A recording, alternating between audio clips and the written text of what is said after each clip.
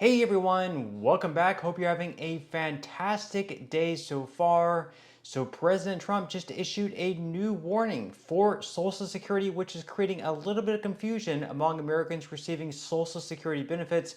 Plus, Trump also said that he wants to make a big change for Social Security, which would help a lot of people, at least for now. It would involve an increase for beneficiaries receiving Social Security, at least 50% of them. But could it come with a big cost to retirees? Later down the line, we are going to be covering that as well. But before we go ahead and dive into it for today, if you would like to receive up to $200 in free stock or $200 in free cash, in a pinned comment below, I will be leaving a link to Robinhood. All you have to do is once you click on that link is just sign up for a free account and then simply link your bank account. You do not even have to make an opening deposit. At that point in time, Robinhood will be sending you one free stock worth all the way up to $200. And if you'd rather just have the cash, all you have to do is once you receive the free stock is just sell it for what it's worth and then transfer the cash value right back to your bank account. Okay, so diving right into it for today. So Trump came out with a statement just the other day, and in that statement, he sort of sounded the alarm bells in Social Security, and it also created a little bit of confusion among Americans receiving Social Security benefits. So it's going to be our first story for today. This one is from Newsweek. They say that Donald Trump's Social Security warning sparks confusion.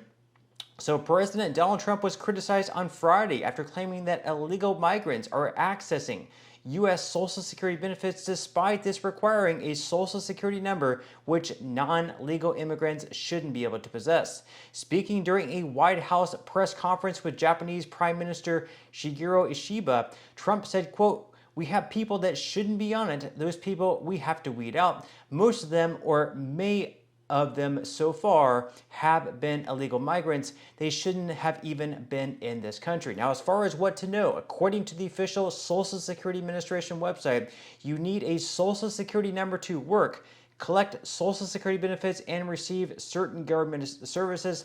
The administration adds that lawfully present non-citizens of the United States who meet all eligibility requirements can qualify for Social Security benefits, explicitly ruling out illegal migrants.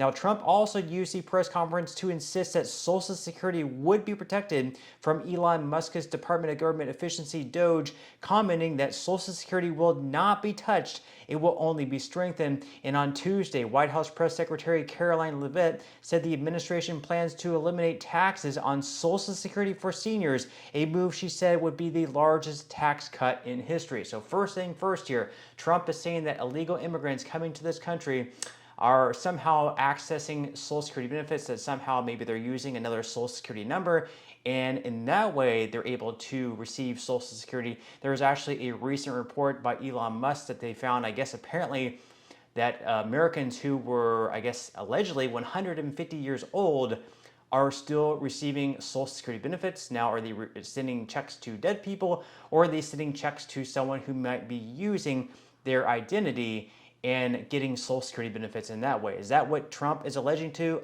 I really don't know. What they're saying, though, of course, the Social Security Administration is saying that you must have a Social Security number in order to receive benefits.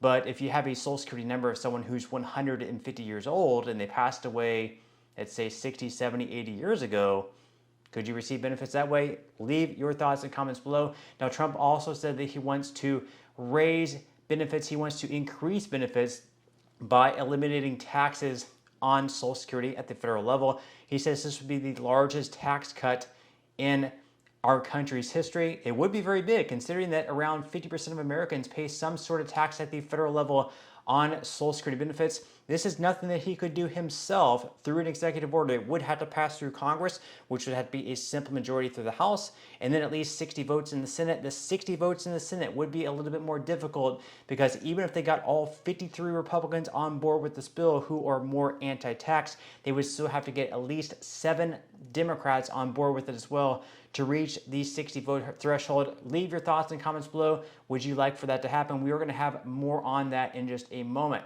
Now, as far as what people are saying, so we have Tristan Snell, a lawyer and commentator who was previously involved in legal action against the now defunct Trump University, noted that illegal migrants can't receive Social Security numbers on X. So he wrote, breaking, Trump says he's kicking undocumented immigrants out of Social Security. One small problem, though, undocumented immigrants are already ineligible for Social Security benefits, because they don't have Social Security numbers, because they're undocumented.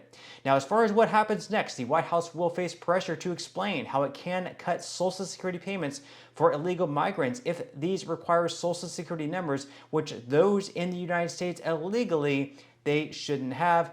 And so again, this is something they will have to explain, or is it something that we were talking about earlier just a second ago about maybe the 150-year-old Americans receiving Social Security benefits, perhaps those people not actually being alive at 150 years old and it actually being someone actually using their Social Security number, or maybe their family members, who really knows, but a lot of waste there.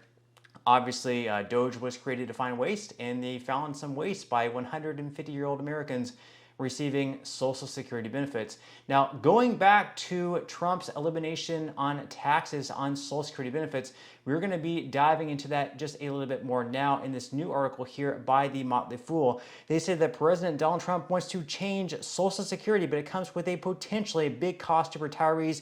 Now, what exactly is the big cost to retirees if they cut taxes on Social Security benefits at the federal level? We are going to be diving into that right now. So they say here that in a post on the president's social media platform, Truth Social, then candidate Trump wrote, quote, seniors should not pay tax on Social Security. He reiterated this stance roughly a week later in a Fox and Friends interview. The taxation of Social Security benefits began 4 decades ago, with the program's asset reserves nearly depleted in 1983. A bipartisan Congress passed the then President Ronald Reagan signed the Social Security Amendment of 1983 into law. This sweeping overhaul gradually increased the payroll tax and full retirement age for workers and introduced the now despised tax on benefits. Now, the reason the taxation of Social Security benefits is such a sore spot and why the president has attempted to capitalize on the popularity of removing it is because these income thresholds have never been adjusted for inflation. When the initial tax tier was introduced more than 40 years ago, it was only expected to impact around 10% of senior households. But after 4 decades of higher nominal wages and cost of living adjustments, around half of all retiree households are subjected to this tax. So basically, whenever they first started this tax, only around 10% of beneficiaries had to pay it, because back then your benefits, they weren't nearly as high because, inflation, all the inflation over the past 40 years did not yet happen. But then, 40 years later, we had, the value of the dollar has decreased, inflation has taken place. So now, of course, we have around 50% of people receiving Social Security benefits now paying taxes on their benefits because the tax brackets have never adjusted. They've stayed exactly the same over 40 years, even though all this inflation has taken place and eventually has caught up to those brackets where we have more and more people receiving Social Security that are also paying some sort of taxes. Now, they also say here that ending the tax on Social Security benefits would do more harm than good. So basically, the advantage of removing the taxation of Social Security benefits is simple. It would allow around half of all retired beneficiaries to keep more of what they have, but this short-sighted action has potentially serious long-term consequences that could cost retirees big time. So in 2023, Social Security brought in $1.351 trillion in income, more than 91% of which came from the 12.4% payroll tax on earned income, otherwise known as workers who are not yet receiving Social Security benefits for the most part. They're just paying that through their FICA tax.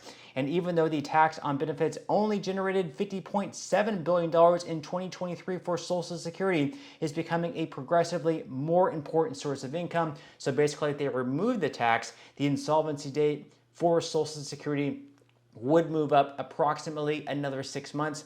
So they're taxing Social Security benefits. We have more money coming into the trust fund. So if we lose one of the income methods for the trust fund, if we have less money flowing into the trust fund, essentially it's going to run out of money that much sooner and not be able to pay out 100% of the benefits. So that would be the downfall.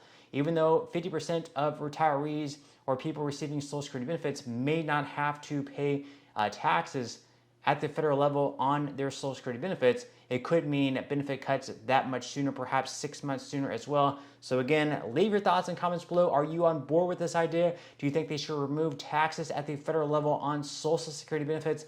Leave your thoughts and comments below. I would definitely love to read them, but that's all I have for today's video, and I will see you in the next one.